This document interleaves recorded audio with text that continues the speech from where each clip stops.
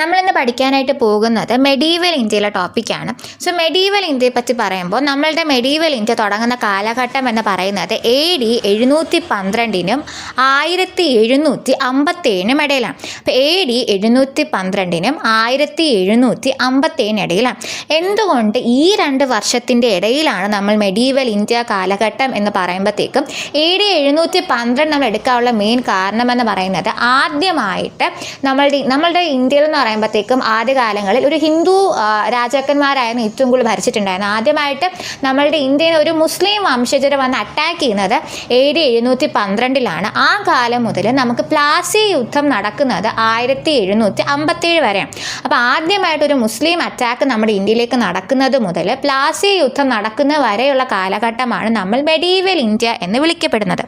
അപ്പോൾ അതിൽ നമ്മൾ ആദ്യം നോക്കാൻ വേണ്ടി പോകുന്നത് AD 712 ആണ്. അപ്പോൾ AD 712 ആദ്യമായിട്ട് ഒരു മുസ്ലിം അധിനിവേശ ശക്തി നമ്മൾ ഇന്ത്യയെ ആക്രമിക്കുന്നത് AD 712.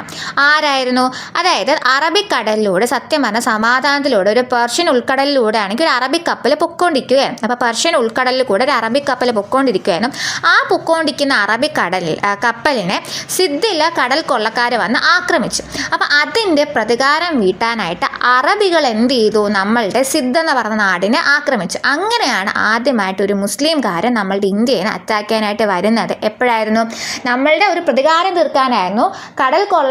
സിദ്ധിലുള്ള കടൽ കൊള്ളക്കാരെ ആ അറബിക് കപ്പൽ അറ്റാക്ക് ചെയ്തത് കൊണ്ട് അറബികൾ എന്ത് ചെയ്തു? നമ്മളുടെ ഇന്ത്യ അറ്റാക്ക് ചെയ്യാൻ വന്നിട്ടുണ്ട്, പ്രതികാരത്തിന് വേണ്ടി മാത്രമല്ല. അപ്പോൾ ആദ്യമായിട്ട് ഒരു ഇന്ത്യനെ മുസ്ലിം അറ്റാക്ക് ചെയ്യാൻ വന്നതിൻ്റെ മെയിൻ കാരണം എന്തായിരുന്നു? പ്രതികാരമായിരുന്നു.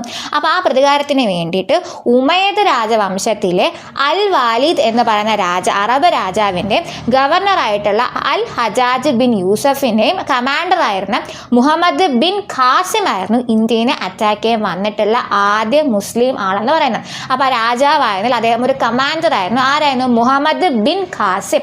അപ്പോൾ ഖാസിമാണ് ആദ്യമായിട്ട് നമ്മളുടെ ഇന്ത്യനെ അറ്റാക്ക് ചെയ്യാൻ വരുന്ന Muslim attack was by Muhammad bin Qasim ആണെന്ന് ഓർത്തിരിക്കുക. എവിടെയാണ് അറ്റാക്ക് ചെയ്തത്? സിദ്ധിനെയാണ് അറ്റാക്ക് ചെയ്തത് എന്ന് ഓർത്തിരിക്കുക. സിദ്ധിനായിരുന്നു. അതുകൊണ്ട് തന്നെ നമ്മൾ സിദ്ധിനെ വിളിക്കുന്ന പേരാണ് ഗേറ്റ് വേ ഓഫ് ഇസ്ലാം. ഇസ്ലാമികൾ ആദ്യമായിട്ട് നമ്മുടെ ഇന്ത്യ അറ്റാക്ക് ചെയ്ത് സിദ്ധ് ആയതുകൊണ്ട് തന്നെ സിദ്ധിനെ വിളിക്കുന്ന പേരാണ് ഗേറ്റ് വേ ഓഫ് ഇസ്ലാം. ഏത് വർഷം? 712. അത്രയും കാര്യങ്ങൾ ഓക്കെ അല്ലേ? അപ്പോൾ അതായത് ആ സമയത്ത് സിദ്ധ് ഭരിച്ചിരുന്നത് ദാഹിർ എന്ന് പറയുന്ന ഒരു ഹൈന്ദവ രാജാവായിരുന്നു കൂടി ഓർത്തിരിക്കാം. അപ്പോൾ ഓർത്തിരിക്കുക, 712 വർഷത്തിൽ അറബിയിലെ കമാൻഡർ ആയിട്ടുള്ള മുഹമ്മദ് ബിൻ ഖാസിം നമ്മുടെ ഇന്ത്യ അറ്റാക്ക് ചെയ്യാൻ വന്നു. എവിടെ അറ്റാക്ക് ചെയ്യാൻ വന്നു? സിദ്ധിൽ അറ്റാക്ക് ചെയ്യാൻ വന്നു. അവിടുത്തെ രാജാവാരായിരുന്നു? ദാഹിറിനെ പരാജയപ്പെടുത്തിക്കൊണ്ട് അവിടെ ജയിച്ചിട്ടുണ്ടായിരുന്നു. ഓക്കെ, അത് കഴിഞ്ഞിട്ട് ഇതോടുകൂടി സിദ്ധ് പ്രവിശ്യ എന്തായി? അറബിയുടെ നിയന്ത്രണത്തിലായിട്ടാണ്. അടുത്ത വർഷം 713 അവർ മുൾട്ടാൻ അറ്റാക്ക് ചെയ്തിട്ടുണ്ടായിരുന്നു. ഇതിനെക്കുറിച്ചിട്ടുള്ള കാര്യങ്ങളൊക്കെ ചാച്ചനാമ എന്ന് പറയുന്ന ഒരു പുസ്തകം, പ്രധാനമായിട്ട് ചരിത്ര ഗ്രന്ഥത്തിൽ നോക്കിയാൽ നമുക്ക് ഇതേക്കുറിച്ചുള്ള കാര്യങ്ങളൊക്കെ അറിയാൻ പറ്റുന്നുണ്ട്. പിന്നെ 737 രാജസ്ഥാൻ യുദ്ധം ഉണ്ടായെന്നും കൂടെ ഓർത്തിരിക്കുക. അപ്പോൾ ആ ഒരു ഏരിയയിൽ ഇത്രയും കാര്യങ്ങൾ മാത്രം ഓർത്തിരുന്നാൽ മതിയാകും. അതായത് AD 712 ആദ്യമായിട്ടൊരു മുസ്ലിം അറ്റാക്ക് ഉണ്ട്. അത് തീർച്ചയായിട്ടും അത് പൂർണ്ണമായിട്ടും ഒരു പ്രതികാരത്തിൻ്റെ പേരിലായിരുന്നു. ആരാണ് വന്നത്? മുഹമ്മദ് ബിൻ ഖാസിമാണ് വന്നത്. എവിടെയാണ് വന്നത്? സിദ്ധിലാണ് വന്നത്. ആരായിരുന്നു അവിടുത്തെ രാജാവ്? ദാഹിറായിരുന്നു. ദാഹിറിനെ തോൽപ്പിച്ചു. അടുത്ത വർഷം 713 അവർ മുൾട്ടാൻ കീഴടക്കിയിട്ടുണ്ടായിരുന്നു. പിന്നെ 738 രാജസ്ഥാൻ യുദ്ധം കൂടെ ഉണ്ടായിരുന്നെന്നും കൂടി ഓർത്തിരിക്കും. ചാച്ചനാമ ബുക്കിൽ നോക്കിക്കഴിഞ്ഞാൽ കാണാം. ഇനി അടുത്തത് രണ്ടാമത്തെ attack was by Mahmud Ghazni. അങ്ങനെയാണെന്ന് പറയുന്നത്. മഹ്മൂദ് ഗസ്നി എന്ന്. അപ്പോൾ രണ്ടാമത്തെ അറ്റാക്ക് മഹ്മൂദ് ഗസ്നിയുടെ പേരിലായിരുന്നു. ഈ മഹ്മൂദ് ഗസ്നിനെ പറ്റി പറയുമ്പോൾ ആദ്യം വന്നത് അറബായിരുന്നു. മഹ്മൂദ് ഗസ്നി ആരായിരുന്നു? ഒരു അഫ്ഗാനിസ്ഥാനിലെ ഗസ്നി മീൻസ് അഫ്ഗാനിസ്ഥാൻ്റെ രാജാവായിരുന്നു കൂടെ ഓർത്തിരിക്കുക. അഫ്ഗാൻ രാജാവായിരുന്നു കൂടെ ഓർത്തിരിക്കുക. ഇനി അദ്ദേഹത്തെ പറ്റി പറയുമ്പോൾ ഓർത്തിരിക്കേണ്ട മെയിൻ ഇമ്പോർട്ടൻറ്റ് പോയിന്റ് എന്ന് പറയുന്നത് സുൽത്താൻ എന്ന പദവി ആദ്യമായി സ്വീകരിച്ച ഭരണാധികാരിയായിരുന്നു മഹ്മൂദ് ഗസ്നി. അപ്പോൾ ആദ്യമായിട്ട് സുൽത്താൻ എന്ന പദവി സ്വീകരിച്ചത് മഹ്മൂദ് ഗസ്നിയാണെന്ന് ഓർത്തിരിക്കുക. തെക്കൻ ഏഷ്യയിലെ ഷാർലമീൻ എന്നറിയപ്പെടുന്നത് മഹ്മൂദ് ഗസ്നിയാണെന്ന് ഓർത്തിരിക്കുക. ഭജ്ഞകൻ എന്ന് പറയുന്നത് ആരെയാണ്? മഹ്മൂദ് ഗസ്നി. എന്തുകൊണ്ട് നമുക്ക് പോകെ മനസ്സിലാവും. ഇത് ഇത്രയും കാര്യങ്ങളൊന്നും ഓർത്തിരിക്കുക. അപ്പോൾ എന്താണ്? മഹ്മൂദ് ഗസ്നിയായിരുന്നു. ഗസ്നിയാണ് ഇന്ത്യയെ അറ്റാക്ക് ചെയ്യാൻ വന്ന രണ്ടാമത്തെ മുസ്ലിം ആളെന്ന് പറയുന്നത്. ഏത് വർഷം? 1000-നും 2025 ഇടയിൽ. എന്താണ് 1000-നും 1025 ഇടയിൽ 17 തവണയിൽ കുറയാതെ എന്ത് ചെയ്തു? ഇന്ത്യ അറ്റാക്ക് ചെയ്തു. അപ്പോൾ ഓർത്തിരിക്കുക, ഗസ്നി രണ്ടാമതായിട്ട് ഇന്ത്യ അറ്റാക്ക് ചെയ്യാൻ വന്നിട്ടുള്ള മുസ്ലിം രാജാവ് ഗസ്നിയാണ്. അദ്ദേഹം അഫ്ഗാൻകാരനായിരുന്നു. 1000-നും 1025 ഇടയിലാണ് വന്നിട്ടുണ്ടായിരുന്നത്. 17 തവണയിൽ കുറയാതെ ഇന്ത്യ അറ്റാക്ക് ചെയ്തിട്ടുണ്ടായിരുന്നു. സുൽത്താൻ എന്ന് പറയുന്ന സ്ഥാനപ്പേര് ആദ്യമായി സ്വീകരിച്ച വ്യക്തിയാണ്. തെക്കൻ ഏഷ്യയിലെ ഷാർലമർ എന്നറിയപ്പെടുന്നു. ഈ കാര്യങ്ങളൊക്കെ ഓർത്തിരിക്കുക. ഇനി അദ്ദേഹം ഈ 17 തവണയിൽ കുറയാതെ അറ്റാക്ക് എന്ന് പറഞ്ഞ് 17 തവണയും പഠിക്കേണ്ട കാര്യമില്ല. അല്ല, ആദ്യത്തെ അറ്റാക്ക് എന്ന് പറഞ്ഞാൽ വൈഹിന്ദ് യുദ്ധമാണ്. വൈഹിന്ദ് യുദ്ധം 1001 വൈഹിന്ദ് യുദ്ധം. അതിൽ ആക്ച്വലി ഹിന്ദു ഷാഹി രാജാവായിട്ടുള്ള ജയപാലനെയാണ് ഗസ്നി പരാജയപ്പെടുത്തിയത്. രണ്ടാമത്തെ വൈഹിന്ദ് യുദ്ധത്തിൽ 1008 അത് ജയപാലൻ്റെ മകനായിട്ടുള്ള ആനന്ദപാലനെയാണ് പരാജയപ്പെടുത്തിയിട്ടുണ്ടായിരുന്നത്. അപ്പോൾ ഓർത്തുക, 1001 വൈഹിന്ദ് യുദ്ധത്തിൽ ജയപാലനെ അറ്റാക്ക് ചെയ്തിട്ടുണ്ടായിരുന്നു. 1008 രണ്ടാം വൈഹിന്ദ് യുദ്ധത്തിൽ വന്നിട്ട് ജയപാലൻ്റെ മോനായിട്ടുള്ള ആനന്ദപാലനെ അറ്റാക്ക് ചെയ്തിട്ടുണ്ടായിരുന്നു. അത് കഴിഞ്ഞിട്ട് 1018 കനൗജ് യുദ്ധം. കനൗജ് യുദ്ധം എന്ന് പറയുമ്പോഴത്തേക്കും 1018 കനൗജിലേക്ക് പോകുന്ന വഴി മധുര വഴിയാണ് പോയിട്ടുണ്ടായിരുന്നു. അപ്പോൾ എന്ത് ചെയ്തു? മധുരയും കൂടെ ലൂട്ട് ചെയ്തിട്ട്, മീൻസ് ആക്ച്വലി ഈ ഒരു ഗസ്നി എന്ന് പറയുമ്പോഴത്തേക്കും ഭരിക്കാൻ വേണ്ടിയിട്ടായിരുന്നു, മെയിൻലി ലൂട്ട് ചെയ്യാനായിട്ടായിരുന്നു, കൊള്ളയടിക്കാനാണ് ഗസ്നി വന്നത്. ആദ്യത്തെ ആൾ നമ്മുടെ മുഹമ്മദ് ബിൻ കാസിം വന്നത് പ്രതികാരത്തിന് വേണ്ടിയിട്ടായിരുന്നു. രണ്ടാമത്തെ ആൾ വന്നത് എന്തിനായിരുന്നു? കൊള്ളയടിക്കാനായിരുന്നു. അപ്പോൾ ആദ്യം എന്ത് ചെയ്തിട്ടുണ്ടായിരുന്നു? ഓരോ സ്ഥലം, അപ്പം കനൗജ് കൊള്ളയടിക്കാൻ പോയപ്പോഴത്തേക്ക് മറ്റേ മധുര വഴി പോയിട്ട് മധുരയും കൊള്ളയടിച്ചിട്ടാണ് പിന്നെ എന്ത് ചെയ്തത്? കനൗജ് കൊള്ളയടിക്കാൻ വേണ്ടി പോയത്. 18 മധുരയും കൊള്ളയടിച്ചു, കനൗജും കൊള്ളയടിച്ചിട്ടുണ്ടായിരുന്നു. ഇത് എന്തൊക്കെ മറന്നാലില്ലെങ്കിലും ഇത് ഇമ്പോർട്ടൻ്റ് ആയിട്ട് പഠിച്ചു വെച്ചു. 1025 സോമനാഥ ക്ഷേത്രം അറ്റാക്ക് ചെയ്തത് ആരല്ലെങ്കിൽ സോമനാഥ ക്ഷേത്രം കൊള്ളയടിച്ച മുസ്ലിം രാജാവ് ആരെന്ന് ചോദിക്കുന്നത് മുഹമ്മദ് ഗസ്നിയാണെന്ന് ഓർത്തിരിക്കുക. അപ്പോൾ എന്താണ്? മുഹമ്മദ് ഗസ്നിയുടെ 17 തവണയിൽ കുറയാതെ അറ്റാക്ക് ചെയ്തിട്ടുണ്ടായിരുന്നു. 17 വട്ടം പഠിക്കേണ്ട. പക്ഷേ ആദ്യത്തെ അറ്റാക്ക് എവിടെയായിരുന്നു? നമ്മുടെ ഹിന്ദു ഷാഹി രാജാവായ ജയപാലനായിരുന്നു 1001. പിന്നെ 1008 അദ്ദേഹത്തിൻ്റെ മകനായ ആനന്ദപാൽ ഉണ്ടായിരുന്നു. 1018 മധുര ടു കനൗജ് കൊള്ളയടി ഉണ്ടായിരുന്നു. പിന്നെ മെയിനായിട്ട് ഓർക്കേണ്ട കാര്യം 1025 ഗുജറാത്തിലെ സോമനാഥ ക്ഷേത്രം കൊള്ളയടിച്ചതാരെന്ന് വെച്ചാൽ മുഹമ്മദ് ഗസ്നിയാണെന്ന് ഓർത്തിരിക്കുക. ഇനി ഓർക്കേണ്ട കാര്യം, ഈ മുഹമ്മദ് ഗസ്നിയുടെ സദസ്സിൽ കുറച്ച് ഇമ്പോർട്ടൻ്റ് ആൾക്കാരുണ്ട്. 3 ആൾക്കാരെ പേര് നിർബന്ധമായും പഠിച്ചിരിക്കുക. അൽ ബറൂനി, ഫിർദൗസി, ഉത്തുബി. ആരാണ്? അൽ ബറൂനി, ഫിർദൗസി, ഉത്തുബി. അൽ ബറൂനി എന്ന് പറയുന്നത് അദ്ദേഹത്തിൻ്റെ പ്രശസ്തമായിട്ടുള്ള ഗ്രന്ഥമാണ് കിതാബ് ഉൽ ഹിന്ദ് എന്ന് പറയുന്നത്. ആ പേര് കേൾക്കുമ്പോൾ അറിയാം, ഹിന്ദുസ്ഥാൻ രാജ്യം. അപ്പോൾ ഹിന്ദുസ്ഥാൻ, നമ്മുടെ ഇന്ത്യ മൊത്തം സഞ്ചരിച്ചുകൊണ്ട് ഹിന്ദുസ്ഥാനെ പറ്റിയൊക്കെ പറഞ്ഞൊരു സാധനമാണ് കിതാബ് ഉൽ ഹിന്ദ് എന്നത്. അത് എഴുതിയത് അൽ ബറൂണിയാണെന്ന് ഓർത്തിരിക്കുക. അപ്പോൾ അൽ ബറൂണിയുടെ ബുക്കാണ് കിതാബ് ഉൽ ഹിന്ദ്. അൽ ബറൂണിയാണ് കിതാബ് ഉൽ ഹിന്ദ് എഴുതിയതെന്ന് ഓർത്തിരിക്കുക. അത് കഴിഞ്ഞിട്ട് രണ്ടാമത്തെ ആളാണ് ഫിർദൗസി എന്ന് പറയുന്നത്. ഫിർദൗസിയാണ് ഷാനാമ എഴുതിയത്. ഷാനാമ എന്ന ബുക്കിൻ്റെ അർത്ഥം ബുക്ക് ഓഫ് കിങ്സ്, രാജാക്കന്മാരുടെ പുസ്തകം എന്നാണ് അതിൻ്റെ മീനിങ് എന്ന് പറയുന്നത്. അപ്പോൾ ഷാനാമ എഴുതിയത് ഫിർദൗസിയാണ്. ഈ ഫിർദൗസിയെ പറ്റി പറയുമ്പോൾ പെർഷ്യൻ ഹോമർ, കിഴക്കൻ ഹോമർ എന്നൊക്കെ അറിയപ്പെടുന്ന ആരാണ്? ഫിർദൗസിയാണെന്നും കൂടി ഓർത്തിരിക്കുക. അപ്പോൾ അൽ ബറൂണി ഉണ്ട്, ഫിർദൗസി ഉണ്ട്, പിന്നെ മൂന്നാമത്തെ ആരാണ്? ഉത്തുബിയുണ്ട്. ഉത്തുബിയാണ് കൊട്ടാരത്തിൽ ചരിത്രകാരനായിരുന്നു അദ്ദേഹം എന്ന് പറയുന്നത്. താരിഖ് ഇ യാമിനി എന്ന പുസ്തകം എഴുതിയത് ഉത്തുബിയാണെന്ന് ഓർത്തിരിക്കുക.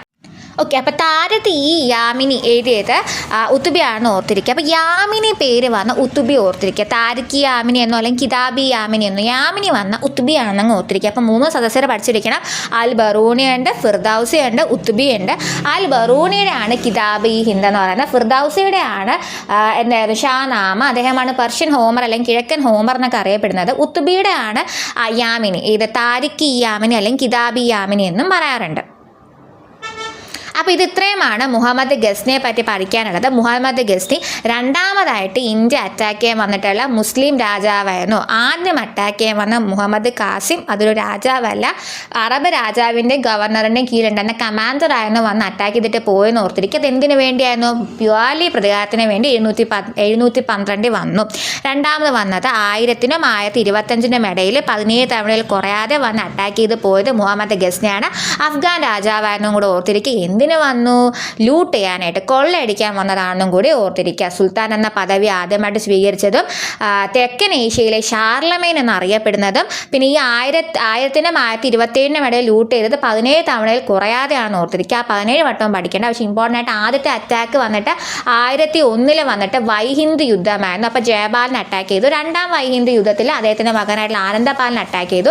1018 വന്നിട്ട് കനൗജ് പോകുന്ന വഴി മധുരേനെയും കൊള്ളയടിച്ച് കനൗജും കൊള്ളയടിച്ചിട്ടുണ്ടായിരുന്നു. പിന്നെ ഏറ്റവും ഇമ്പോർട്ടൻ്റ് ഓർത്തിരിക്കേണ്ട കാര്യം 1025 വന്നിട്ട് ഗുജറാത്തിലെ സോമനാഥ ക്ഷേത്രം അറ്റാക്ക് ചെയ്ത മീൻസ് കൊള്ളയടിച്ചത് ആരായിരുന്നു?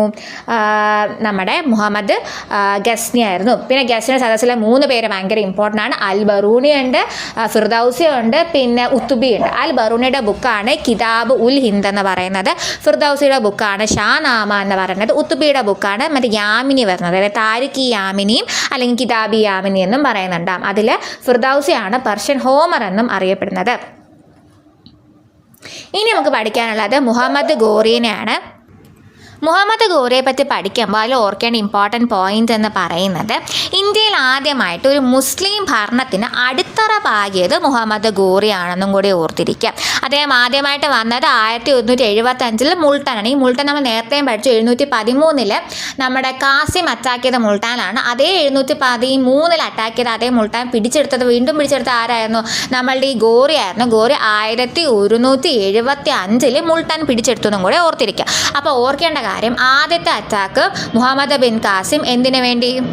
പ്രതികാരത്തിന് വേണ്ടി വന്നിട്ടുണ്ടായിരുന്നു. രണ്ടാമത്തെ അറ്റാക്ക് നമ്മുടെ ഗോറി വന്നു. ഗോറി എന്തിനു വേണ്ടി? കൊള്ളയടിക്കാൻ വേണ്ടിയിട്ട്. മൂന്നാമത്തെ അറ്റാക്ക് രണ്ടാമത്തെ അറ്റാക്ക് ഗസ്നി കൊള്ളയടിക്കാൻ വന്നു. മൂന്നാമത്തെ അറ്റാക്ക് ഗോറി എന്തിനു വന്നു? നമ്മളുടെ ഇവിടെ ഒരു മുസ്ലിം ഭരണത്തിന് അടിത്തറ പാകിയത് ആരാണ്? മുഹമ്മദ് ഗോറി ആണെന്നും കൂടി ഓർത്തിരിക്കുക. ആ ഒരു അടിത്തറ പാകാൻ കാരണമായ യുദ്ധമാണ് തറൈൻ യുദ്ധം അല്ലെങ്കിൽ താനേശ്വർ യുദ്ധം എന്ന് പറയുന്നത്. അതിൽ 1191 ഒന്നാം തറൈൻ യുദ്ധം ഉണ്ടാകുന്നത്. ആ സമയത്ത് ഈ മുഹമ്മദ് ഗോറി ആണെങ്കിൽ പൃഥ്വിരാജ് ചൗഹാനുമായിട്ടാണ് ഏറ്റുമുട്ടിയിട്ടുണ്ടായിരുന്നത്. പക്ഷേ പൃഥ്വിരാജ് ചൗഹാൻ, നമ്മുടെ ഇന്ത്യയുടെ രാജാവല്ലേ പൃഥ്വിരാജ് ചൗഹാൻ എന്ത് ചെയ്തു? ആ ഗോറിനെ തോൽപ്പിക്കുകയും ഗോറി തിരിച്ചു പോവുകയും ചെയ്തിട്ടുണ്ടായിരുന്നു. വിട്ടുകൊടുത്തില്ല. ഗോറി തൊട്ടടുത്ത വർഷം 1192 തൊട്ടടുത്ത വർഷം തന്നെ വീണ്ടും രണ്ടാം തറൈൻ യുദ്ധം നടക്കുകയും, പക്ഷെ അതിൽ എന്ത് ചെയ്തു? ഗോറി ജയിച്ചിട്ടുണ്ടായിരുന്നു. പൃഥ്വിരാജ് ചൗഹാൻ എന്ത് ചെയ്തു? തോറ്റു. അങ്ങനെയാണ് ഇന്ത്യയിൽ ആദ്യമായിട്ട് മുസ്ലിം ഭരണം വഴി തുറക്കുന്നത്. എവിടെയാണ്? രണ്ടാം തറൈൻ യുദ്ധത്തിലാണ്. തറൈൻ യുദ്ധം 1ഉം 2ഉം നടത്തിയത് ആര് തന്നെയാണ്? മുഹമ്മദ് ഗോറിയും പൃഥ്വിരാജ് ചൗഹാൻ വഴി തന്നെയാണ്. ഒന്നാം തറൈൻ യുദ്ധത്തിൽ പൃഥ്വിരാജ് ചൗഹാൻ ജയിച്ചിട്ടുണ്ടായിരുന്നു. രണ്ടാം തറൈൻ യുദ്ധത്തിലാണ് ഗോറി ജയിച്ചിട്ടുണ്ടായിരുന്നത്. അതുവഴി നമുക്ക് മുസ്ലിം ഭരണം വന്നു എന്നുകൂടി ഓർത്തിരിക്കുക. ഇനി അവിടെ ഓർത്തിരിക്കേണ്ട വേറൊരു പോയിന്റ് എന്ന് പറയുമ്പം ഈ ഗോറിയുടെ ഒരു സൈനാധിപനാണ് ഭക്തിയാർ ഖിൽജി എന്ന് പറയുന്നത്. ആരാണ്? ഭക്തിയാർ ഖിൽജി. ഈ ഭക്തിയാർ ഖിൽജിയാണ് ലോക പ്രശസ്തമായിട്ടുള്ള നളന്ദ അതുപോലെ തന്നെ വിക്രമശില യൂണിവേഴ്സിറ്റിയൊക്കെ അറ്റാക്ക് ചെയ്തത്. ഈ ഭക്തിയാർ ഖിൽജി ചോദിക്കും, നളന്ദേനെയും വിക്രമശിലേനെയും അറ്റാക്ക് ചെയ്ത് ആരും ചോദിച്ചു കഴിഞ്ഞാൽ അത് ഭക്തിയാർ ഖിൽജിയാണ്. ആരാണ് ഈ ഭക്തിയാർ ഖിൽജി? ഗോറിയുടെ പ്രധാന സൈന്യാധിപനാണ് ആര്? ഭക്തിയാർ ഖിൽജി എന്ന് പറയുന്നത്. ഇനി എന്താണ്? ഗോറി അഫ്ഗാനിസ്ഥാനിലെ രാജാവായതുകൊണ്ട് ഗോറി എന്ത് ചെയ്തു? ഗോറിയുടെ അടിമയായിട്ടുള്ള കുത്ബുദ്ദീൻ ഐബക്കിനെ എന്ത് ചെയ്തു? ഇന്ത്യയുടെ കാര്യങ്ങളൊക്കെ നോക്കാൻ ഏൽപ്പിച്ചിട്ട് ഗോറി പോയിട്ടുണ്ടായിരുന്നു. അപ്പോൾ ഐബക്കായിരുന്നു ഇന്ത്യയുടെ കാര്യങ്ങളൊക്കെ നോക്കിക്കൊണ്ടൊക്കെ ഇരുന്നത്. അങ്ങനെ ഇടയ്ക്ക് വന്നും പോകുന്നതിൻ്റെ ഇടയിൽ 1206 ഒരു ഗോത്രവർഗ യുദ്ധത്തിൽ ആര് മരണപ്പെട്ടു? ഗോറി മരണപ്പെട്ടു. ആൻഡ് ആർക്ക് ലോട്ടറി അടിച്ചു? കുത്ബുദ്ദീൻ ഐബക്കിന് ലോട്ടറി അടിക്കുകയും അങ്ങനെ കുത്ബുദ്ദീൻ ഐബക്ക് ഇന്ത്യയുടെ രാജാവായിട്ട് മാറുകയും അങ്ങനെയാണ് ഇന്ത്യയിൽ സുൽത്താനേറ്റ് ഭരണം ആരംഭിക്കുന്നതും ആര് വഴിയാണ്? നമ്മളുടെ കുത്ബുദ്ദീൻ ഐബക്ക് വഴിയാണ്. അങ്ങനെ സുൽത്താനേറ്റ് ഭരണത്തിൽ നമുക്ക് ആര് വഴിക്കണം? അടിമ രാജവംശം, കുറേ രാജവംശങ്ങളൊക്കെ പഠിക്കാനുണ്ട്. അങ്ങനെയാണ് വന്നത് എന്നുകൂടി ഓർത്തിരിക്കുക. അപ്പം നമ്മൾ ഗോറിയെ പറ്റി പറയുമ്പോൾ എന്തൊക്കെ ഓർത്തിരിക്കണം? ഇന്ത്യയിൽ മുസ്ലിം ഭരണത്തിന് അടിത്തറ പാകിയത് ഗോറിയാണെന്നൊന്ന് ഓർത്തിരിക്കുക. ആ ഗോറി 1175 അറ്റാക്ക് ചെയ്യാൻ തുടങ്ങിയിട്ടുണ്ടായിരുന്നു. അപ്പം വന്നിട്ട് എവിടെയായിരുന്നു? മുൾട്ടാനൊക്കെ പിടിച്ചിട്ട് പോയിട്ടുണ്ടായിരുന്നു. പക്ഷേ ഇമ്പോർട്ടൻ്റ് ആയിട്ട് പഠിക്കേണ്ട യുദ്ധമാണ് തറൈൻ യുദ്ധം അല്ലെങ്കിൽ താനേശ്വർ യുദ്ധം. അതിൽ ഒന്നാം തറൈൻ യുദ്ധത്തിലെന്ന് പറയുമ്പോഴത്തേക്കും 1191 പൃഥ്വിരാജ് ചൗഹാനുമായിട്ടാണ്. അവിടെ ചൗഹാൻ ജയിച്ചിട്ടുണ്ടായിരുന്നു. രണ്ടാമത്തെ തറൈൻ യുദ്ധത്തിൽ എന്ത് ചെയ്തു? ഗോറി ജയിക്കുകയും അതുവഴി മുസ്ലിം ഭരണം ഇന്ത്യയിൽ ആധിപത്യം സ്ഥാപിക്കുകയും ചെയ്തിട്ടുണ്ടായിരുന്നു. അവിടെ ഇമ്പോർട്ടൻ്റ് പഠിക്കേണ്ട വേറൊരു പേരാണ് ഭക്തിയാർ ഖിൽജിയുടേത്. അദ്ദേഹം നമ്മുടെ ഗോറിയുടെ ഒരു സൈനാധിപനായിരുന്നു. അദ്ദേഹമാണ് നളന്ദയും വിക്രമശില ജില്ലയും ആയിട്ടുള്ള യൂണിവേഴ്സിറ്റിയിൽ ആക്രമിച്ചിട്ടുണ്ടായിരുന്നത്. പിന്നെ 1206 വന്നിട്ട് ഗോറി ഒരു ഗോത്രവർഗ കലാപത്തിൽ മരിക്കുകയുണ്ടായി. അങ്ങനെ നമുക്ക് എന്ത് ചെയ്തു, ഖുത്ബുദ്ദീൻ ഐബക്ക് അവിടെ സുൽത്താനായിട്ട് ഭരണമായിട്ട് വരികയും അങ്ങനെ സുൽത്താൻ ഭരണം നമ്മുടെ ഇന്ത്യയിലേക്ക് ആരംഭിക്കുകയും അങ്ങനെ അടിമ വംശമാണ് ആദ്യത്തെ വംശം എന്ന് പറഞ്ഞാൽ അതിൻ്റെ സ്ഥാപകനും ആര് തന്നെയാണ്, ഖുത്ബുദ്ദീൻ ഐബക്കാണ് എന്നുകൂടി ഓർത്തിരിക്കുക. ഇനി നമ്മളുടെ പൃഥ്വിരാജ് ചൗഹാനെ പറ്റി പറയണമല്ലോ. പൃഥ്വിരാജ് ചൗഹാൻ്റെ പ്രത്യേകത എന്ന് പറയുന്നത് വേറൊന്നുമല്ല, ചൗഹാൻ രാജവംശത്തിലെ രാജാവെന്ന് പൃഥ്വിരാജ് ചൗഹാൻ. നമ്മളുടെ ഇന്ത്യയിലെ അവസാനത്തെ ഹിന്ദു രാജാവാണ് പൃഥ്വിരാജ് ചൗഹാൻ എന്ന് ഓർത്തിരിക്കുക. നമ്മുടെ ഇന്ത്യയിലെ അവസാനത്തെ ഹിന്ദു രാജാവാണ് പൃഥ്വിരാജ് ചൗഹാൻ. അപ്പോൾ അതുകൊണ്ട് തന്നെ നമുക്ക് അദ്ദേഹത്തെ ഇപ്പോൾ 2 വാക്ക് പറഞ്ഞാൽ മോശമായിരിക്കുമല്ലോ. അദ്ദേഹത്തെ വിളിക്കുന്ന പേരാണ് റായ് പിത്തോറ. റായ് പിത്തോറ എന്ന് വിളിക്കുന്നത് പൃഥ്വിരാജ് ചൗഹാനെ ആണെന്ന് ഓർത്തിരിക്കുക. അദ്ദേഹം നിർമ്മിച്ച നഗരമാണ് കിലാ റായ് റായ പിത്തോറ. അപ്പോൾ റായ് പിത്തോറ, അപ്പോൾ അതുമായി ബന്ധപ്പെട്ട് വരുന്ന പോയിന്റൊക്കെ എന്തായിരിക്കും, പൃഥ്വിരാജ് ചൗഹാൻ്റെ ആയിരിക്കും. പിന്നെ പൃഥ്വിരാജ് ചൗഹാൻ്റെ സദസ്സിലുണ്ടായിരുന്ന കവിയാണ് ചന്ദ് ബർദായി എന്ന് പറയുന്നത്. ഈ ചന്ദ് ബർദായി ആണ് പൃഥ്വിരാജ് രാസോ എന്ന് പറഞ്ഞ കൃതി രചിച്ചത്. അപ്പോൾ ഓർത്തിരിക്കുക, പൃഥ്വിരാജ് ചൗഹാൻ്റെ കവിയാണ് ചന്ദ് ബർദായി എന്ന് പറയുന്നത്. ഈ ചന്ദ് ബർദായി ആണ് പൃഥ്വിരാജ് രാസോ എന്ന് പറയുന്ന കൃതി രചിച്ചത് എന്നുകൂടി ഓർത്തിരിക്കുക. അപ്പോൾ ഇതോടുകൂടി എന്ത് ചെയ്തു, നമ്മളുടെ മുസ്ലിം ഭരണം ഇൻ ഇന്ത്യ തുടങ്ങി എന്നൊക്കെ ഇതിലോട്ട് വന്നു. ഇനി നമുക്കിനി പഠിക്കാനുള്ളത് ഡൽഹി സുൽത്താനേറ്റിനെ പറ്റിയിട്ടും. ഡൽഹി സുൽത്താനേറ്റ് ഉണ്ടായിരുന്ന 5 രാജവംശത്തിലൂടെ ആയിരുന്നു. തുടങ്ങിയത് അടിമ രാജവംശത്തിലും അവസാനിച്ചത് ലോധി രാജവംശത്തിലുമായിരുന്നു. അപ്പോൾ ഇനി നമുക്ക് ആ 5 രാജവംശമാണ് ഡീറ്റെയിൽ ആയിട്ട് പഠിക്കാനായിട്ടുള്ളത്. അപ്പോൾ ഇന്ന് നമ്മൾ പഠിച്ചത് നമ്മളുടെ മെഡീവൽ ഇന്ത്യയിലെ AD 712 കാലഘട്ടമായിരുന്നു. ആദ്യമായിട്ട് നമ്മളുടെ മുസ്ലിം ഒരു അറ്റാക്ക് ഇന്ത്യയിൽ ഉണ്ടായിരുന്നത് AD 712 അത് മുഹമ്മദ് ബിൻ കാസിം ആയിരുന്നു. അത് ഒരു പ്രതികാരത്തിൻ്റെ ഭാഗമായിട്ടായിരുന്നു. അത് കഴിഞ്ഞ് രണ്ടാമത്തെ അറ്റാക്ക് ഉണ്ടായിരുന്ന മഹ്മൂദ് ഗസ്നി വഴിയായിരുന്നു. ഗസ്നി നമുക്ക് കൊള്ളയടിക്കാൻ വേണ്ടി വന്നതായിരുന്നു. അത് എപ്പോഴായിരുന്നു, 1000-നും 1027-നും ഇടയിൽ 17 തവണയിൽ കുറയാതെ അറ്റാക്ക് ചെയ്തിട്ടുണ്ടായിരുന്നു. പക്ഷേ എന്തൊക്കെ പറഞ്ഞാലും നമ്മുടെ മുസ്ലിം ഭരണം ഇന്ത്യയിലേക്ക് വരുന്നത് അത് ആര് വഴി തന്നെയാണ്, മുഹമ്മദ് ഗോറിയുടെ 2ാം തറൈൻ യുദ്ധം 1192 2ാം തറൈൻ യുദ്ധം വഴിയാണ് നമ്മളുടെ ഇന്ത്യയിൽ ആദ്യമായിട്ടൊരു മുസ്ലിം ഭരണത്തിന് അടിത്തറ പാകിയത്. അതാണ് എന്നുകൂടി ഓർത്തിരിക്കുക. ഇനി നമുക്ക് അതിൽ പഠിക്കാനുള്ള വേറെ ഇമ്പോർട്ടൻ്റ് ആയിട്ടുള്ള പേരുകൾ എന്ന് പറയുമ്പോഴത്തേക്കും ഒന്നെന്ന് പറയുന്നത് നമ്മളുടെ മുഹമ്മദ് ഗസ്നിക്കകത്തുള്ള 3 സദസ്യരുടെ പേര് പഠിക്കണം. അൽ ബറൂണി, ഫിർദൌസി, ഉത്തുബിയാണ്. അൽ ബറൂണിയുടെ ആണ് കിതാബുൽ ഹിന്ദ്, ഫിർദൌസിയുടെ ആണ് ഷാനാമ, ഉത്തുബിയുടെ ആണ് യാമിനി, താരിഖ് യാമിനി, കിതാബി യാമിനി. പിന്നെ മുഹമ്മദ് ഗോറിയിൽ നമുക്ക് അദ്ദേഹത്തിൻ്റെ സൈനാധിപനെ പറ്റി പഠിക്കാനുണ്ട്. ബക്തിയാർ ഖിൽജി പഠിക്കാനുണ്ട്. നാളെയും വിക്രമശിലയും അറ്റാക്ക് ചെയ്തിട്ടുണ്ടായിരുന്ന അദ്ദേഹമാണെന്ന് ഓർത്തിരിക്കുക. പിന്നെ പൃഥ്വിരാജ് ചൗഹാൻ്റെ ചന്ദ് ബർദായിനെ പറ്റിയും കൂടി പഠിക്കണം. പൃഥ്വിരാജ് രാസു എഴുതിയ ചന്ദ് ബർദായാണ്. ഇനി ഒരു ഇമ്പോർട്ടൻറ്റ് പോയിന്റ് എന്ന് പറയുന്നത് അവസാനത്തെ ഹിന്ദു രാജാവാണെന്ന് ചോദിച്ചിട്ടുണ്ടെങ്കിൽ പൃഥ്വിരാജ് ചൗഹാനും അവസാനത്തെ ഹിന്ദു ചക്രവർത്തി ആരും ചോദിച്ചിട്ടുണ്ടെങ്കിൽ അത് ഹർഷവർദ്ധനുമാണ് എന്നുകൂടി ഓർത്തിരിക്കുക.